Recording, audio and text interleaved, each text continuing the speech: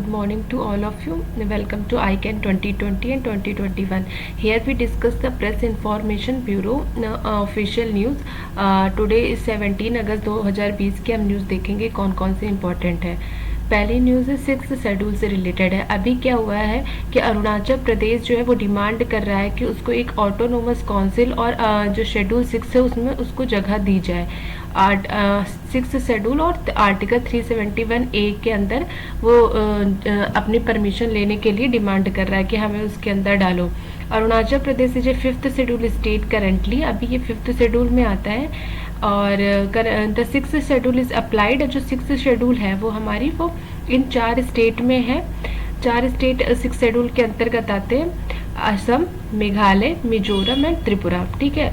On the other hand, Article 371A is applied in Nagaland, which provide special status to Nagaland। तो हमें ये सबको पता है कि आर्टिकल 371 के अंतर्गत कुछ ऐसे स्टेट है जिनको हमने स्पेशल प्रोविज़न और स्पेशल स्टेटस दिया है कॉन्स्टिट्यूशन में। तो उसके तहत 371 में जैसे महाराष्ट्र और गुजरात को दिया है, 371A में हमने नागालैंड को दिया है। उसी तरह BCD इस तरह से कई स्टेट है जिनको हमने स्पेशल स्टेटस दिया है। तो अभी अरुणाचल प्रदेश डिमांड कर रहा है कि उसको शेड्यूल ए आर्टिकल 371A के अंतर्गत और शेड्यूल 6 में आने की बात कर रहा है। 6th शेड्यूल में अभी केवल 4 स्टेट हैं। 6th शेड्यूल में कितने स्टेट है क्वेश्चन पूछा जाता है। यूपी PCS में कई बार पूछा गया, यूपी SSSC के एग्जाम में भी पूछा जाता है। असम, मेघालय, मिजोरम, त्रिपुरा, इसमें मणिपुर नहीं है, इसलिए ध्यान रखेंगे कि कौन कौन से स्टेट 6th शेड्यूल में आते हैं। नेक्स्ट देखते हैं 6th schedule of the constitution provide the administration of the tribal area.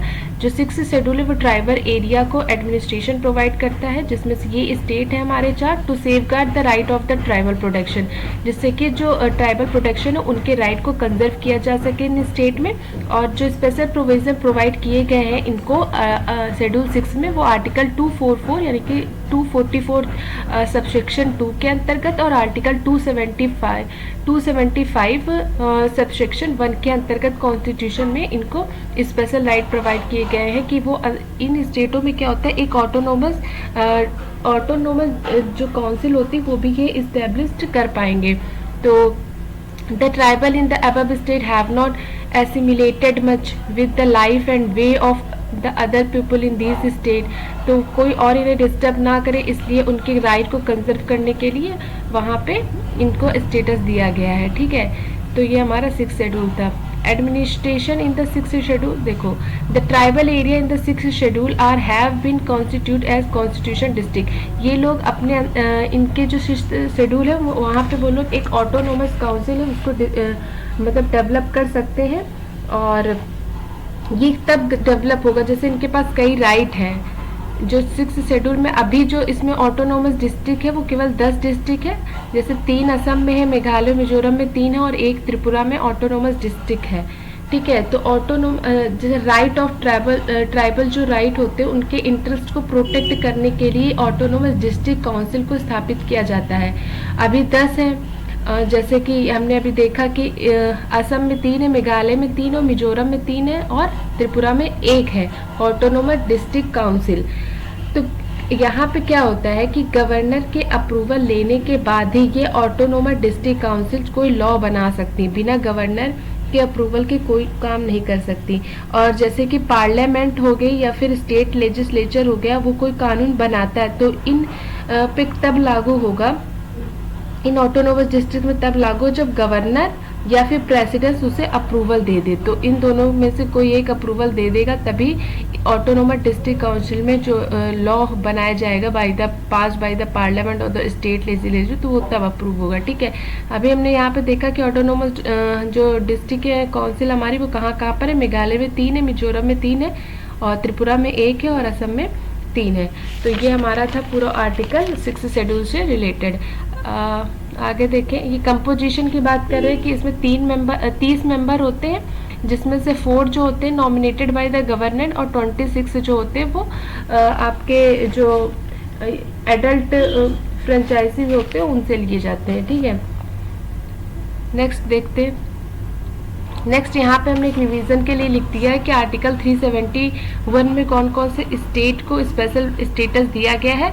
जैसे कि आर्टिकल 371 ही की बात करें तो उसमें महाराष्ट्र गुजरात आता है, 371A में नागालैंड आता है जो कि 13वें कॉन्स्टिट्यूशन अमेंडमेंट 1962 में डाला गया था इसको, और असम हमारा 371B में आता है, 371C में मणिपुर आता है। डी और ई जो है वो आंध्र प्रदेश तेलंगाना से रिलेटेड है। डी में आंध्र प्रदेश और तेलंगाना को डाला गया था 32 कॉन्स्टिट्यूशन अमेंडमेंट से, और जो ई है उसमें अलाउ किया गया था कि वो एक university establishment of university in Andhra Pradesh by the law of the parliament, ठीक है।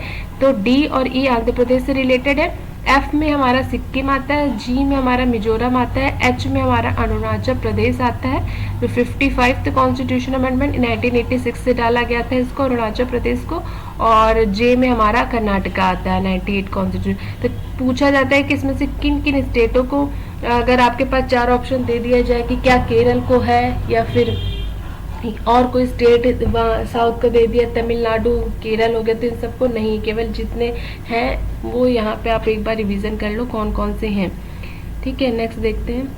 नेक्स्ट आर्टिकल हमारा कॉलरिंग ऑफ फिशिंग कैट। अभी क्या हुआ है कि जो वाइल्ड लाइफ हमारे अथॉरिटी होते हैं उन्होंने क्या किया, फिशिंग कैट पे कॉलर लगाया। कॉलरिंग क्यों की जाती है फिशिंग कैट पे, जिससे कि उनको ट्रैक किया जा सके।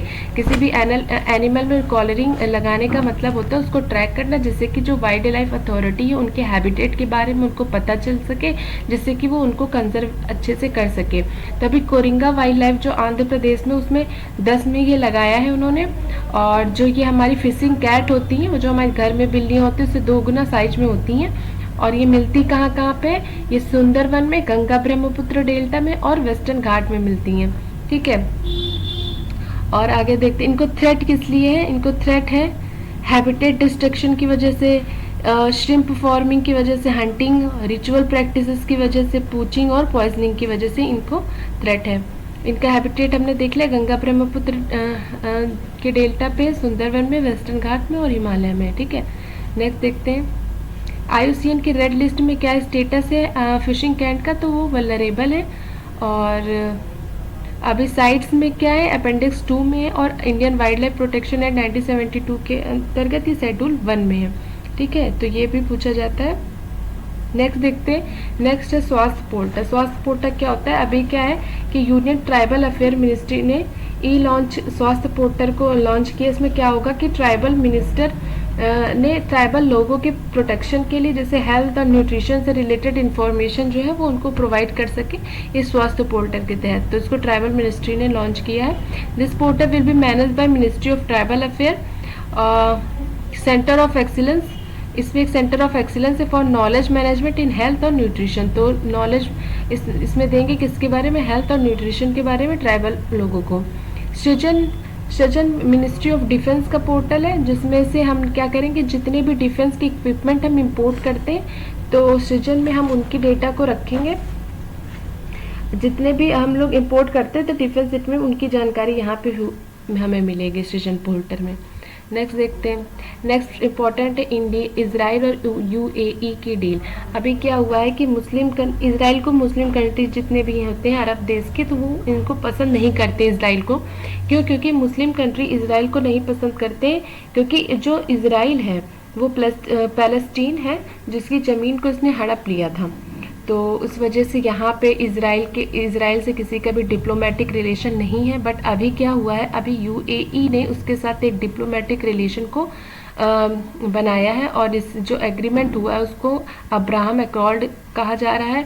इसके पहले इजराइल के साथ केवल 2 ऐसी कंट्री हैं जिनका डिप्लोमेटिक रिलेशन है, और किसी भी मुस्लिम कंट्री अरब देश की कंट्री का इजराइल के साथ डिप्लोमेटिक रिलेशन है। इजिप्ट का 1979 में था, और जो हमारा जॉर्डन है उसका 1994 में। तो इसके अलावा और कोई नहीं है, 2 है, तीसरी UAE कंट्री बन गई है जिसका इसके साथ डिप्लोमेटिक रिलेशन है।